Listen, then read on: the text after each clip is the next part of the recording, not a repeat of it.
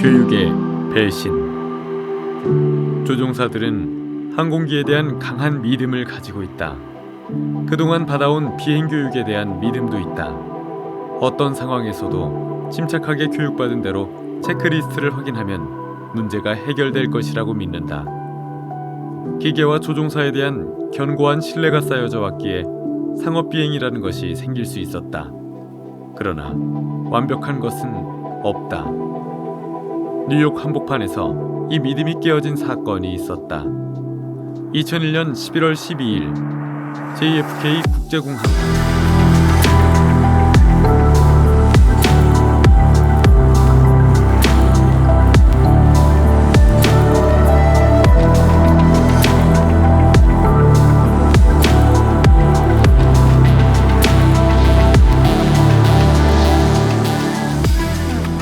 (9.11) 테러 이후 2달하고도 하루가 지났다. 9.11 테러가 큰 상처를 남겼지만 항공산업은 빠르게 제자리를 찾아가고 있었다. 테러 직후에는 항공망이 봉쇄됐지만 일주일 후에는 91%의 노선이 재개됐다. 그러나 뉴욕 시민들은 쌍둥이 빌딩이 사라진 풍경이 아직 낯설다.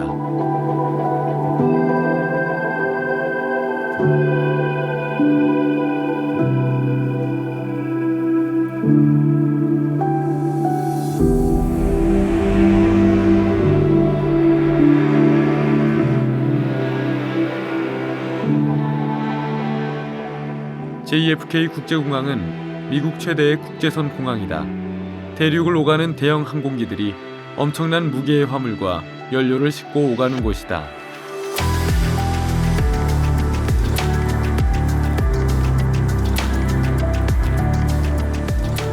큰 배가 지나가면 큰 물결이 일듯 대형 항공기들은 강한 후류 터블런스를 만든다.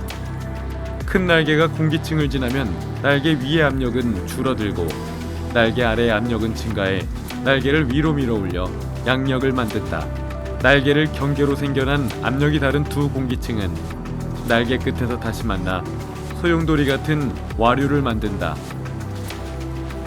오전 9시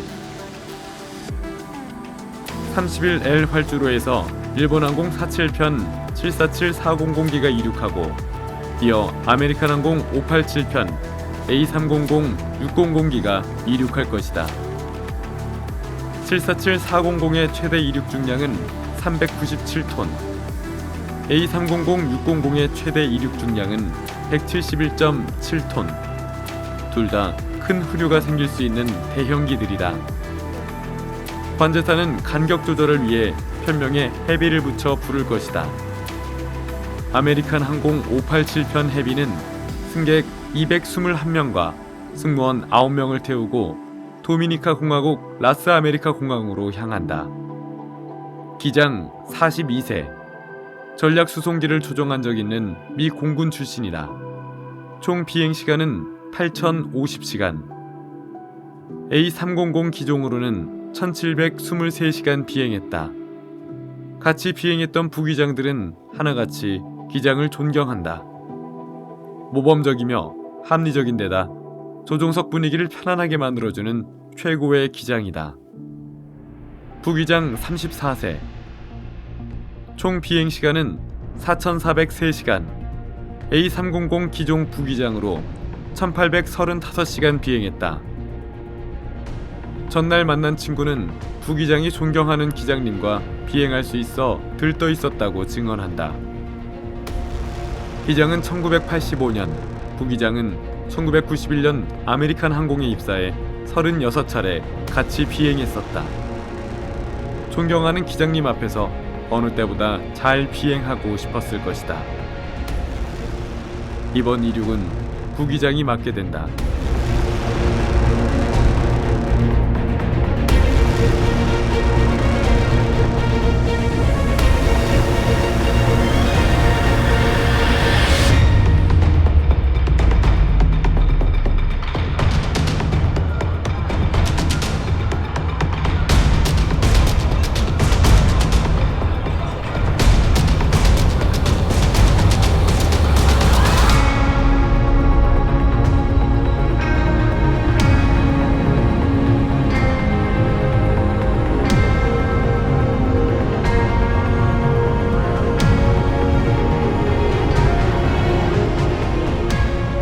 아메리칸 587편 앞에는 일본 항공의 747기가 있다.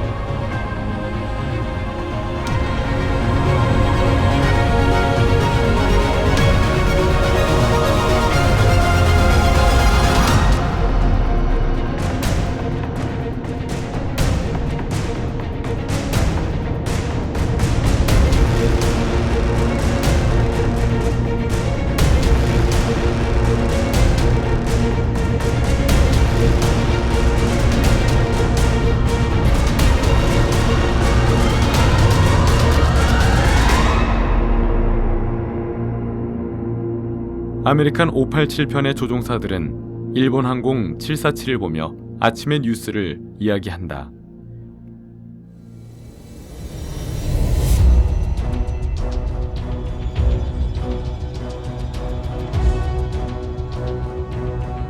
관제탑은 뒤따르는 항공기에게 후류 주의 경고를 준다.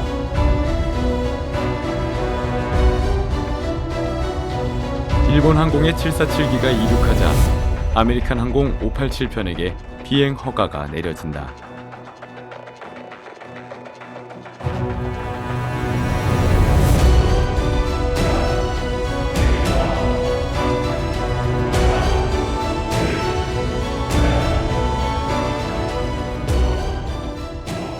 관제사는 연방항공청의 후류 조절 간격 요건 4마일에 맞춰 관제를 했다.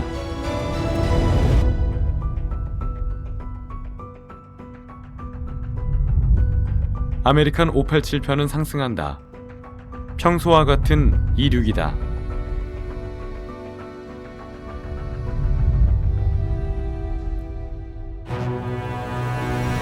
이륙 후 좌선의 지시를 받는다.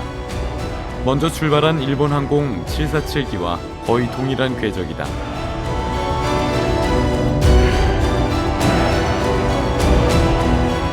(747기가) 만들어낸 후류가 닥쳐온다. 일반 난기류는 파도처럼 리듬이 있지만 후류는 지진처럼 움직임이 급격하고 불규칙적이다. 아메리칸 항공 587편은 크게 흔들린다. 대기 속도는 240노트. 이런 상황에 대비해 조종사들은 훈련을 받아왔다.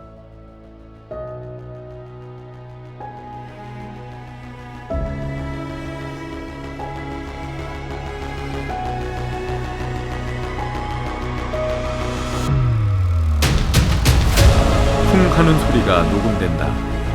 들려서는 안 돼. 끔찍한 소리다. 불량 부품을 쓴 것도 정비가 불량한 것도 아니었다. 설계 하중을 넘은 급격한 조작이 있었다. 조기장은 방향타를 빠른 속도로 움직이며 동시에 추력을 올려 후류를 벗어나려 한다. 아메리칸 항공의 심화 항공기동 프로그램에 따른 조작이다. 훈련 과정에서도 동일한 방식으로 대처했다.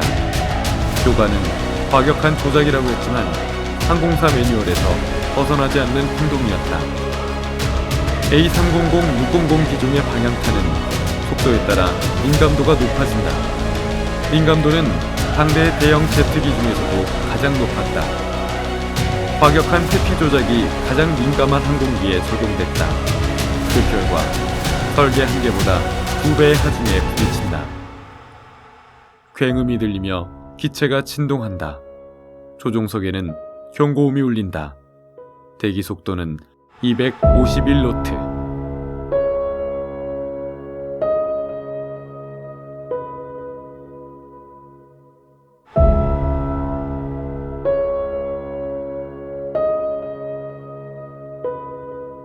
기장의 말이 끝나자마자 기체는 뉴욕 퀸즈가의 민가에 충돌해 산산이 부서진다. 아메리칸 587편에 탑승한 260명은 모두 사망한다. 지상의 주민 5명이 항공기 잔해에 맞아 사망한다. 엔진 하나는 주유소에 떨어졌지만 피해는 커지지 않았다. 9.11 테러가 불과 2달 전에 있었기 때문에 테러가 이어지는 것으로 보였다. 엄중한 조사가 필요했다. 미 교통안전위원회 조사팀은 떨어진 파편 하나하나를 확인했다. NTSB는 사고의 잠정적 원인으로 부기장이 불필요하고 지나친 방향타 페달 조작을 했고, 그 결과 설계 하중보다 더 큰 압력을 받은 수평 안전판이 분리된 것으로 결론 내렸다. 지나친 페달 조작이 된 이유는 A300-600 기종의 민감한 방향타 설계와 아메리칸 항공사의 교육 프로그램 때문이었다. 지상 시뮬레이터 교육에서는 훈련 성과를 높이기 위해 747기의 후륜을 실제보다 과장되게 표현했다. 실제로는 5도에서 10도가량 흔들리지만 시뮬레이터에서는 90도까지 흔들렸다. 어려운 문제를 풀면 쉬운 문제는 더 잘 풀 수 있을 거라는 판단이었다. 그러나 부기장은 747의 후륜을 겪으며 배운 대로 급격한 조작을 해야 한다고 과장되게 판단한다.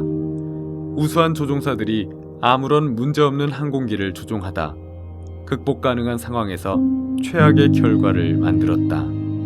에어버스와 아메리칸 항공은 과실 범위를 따지는 기나긴 소송에 들어갔다.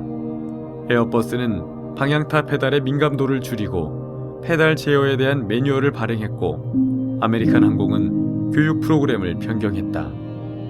뉴욕에는 또 하나의 추모비가 만들어졌다.